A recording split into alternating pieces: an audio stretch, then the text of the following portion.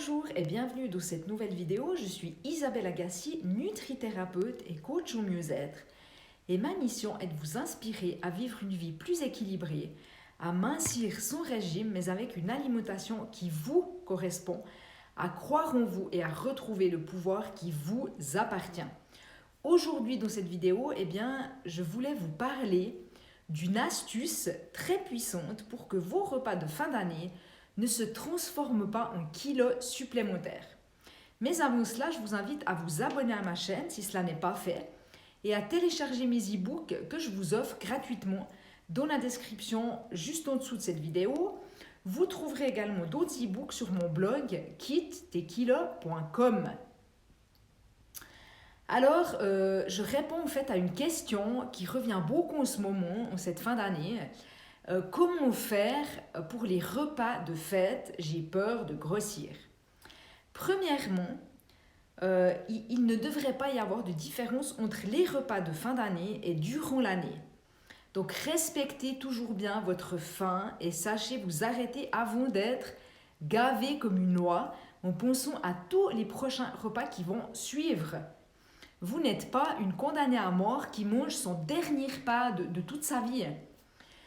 Je vais vous partager tout de même une astuce toute simple et que tout le monde peut faire.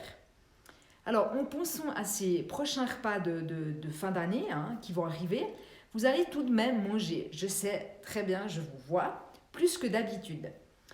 Vous allez boire plus que d'habitude et après, peut-être, vous allez vous sentir coupable car vous savez que votre taux de glycémie dans le sang va augmenter.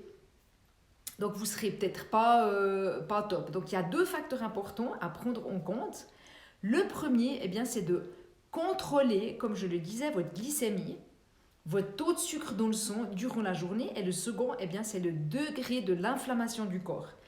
Lorsque vous mangez du mauvais gras, beaucoup de sucre, que vous prenez de l'alcool ou que vous êtes confronté à beaucoup de pollution électromagnétique, votre corps il va créer de l'inflammation. Donc, si vous pouvez contrôler ces deux facteurs, vous faites les deux premiers pas les plus efficaces. Maintenant, je vous partage cette technique très efficace et puissante pour contrôler votre glycémie avant de manger. Cette technique, c'est de bouger, mais pas n'importe comment. Bouger seulement 30 secondes d'exercice qui vont augmenter légèrement votre rythme cardiaque avant de manger. Et ensuite, après le repas, marchez 15 minutes. Ça va contribuer à contrôler votre variabilité glycémique. Si vous êtes chez vous, c'est facile. Il vous suffit d'aller 30 secondes dans une autre pièce pour bouger rapidement. 30 secondes en faisant par exemple des squats ou en courant sur place.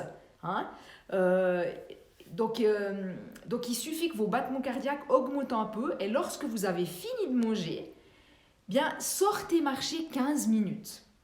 Vous allez booster ainsi votre métabolisme et votre corps va utiliser beaucoup mieux ce que vous lui donnez à manger. Donc voilà pour cette technique de 30 secondes.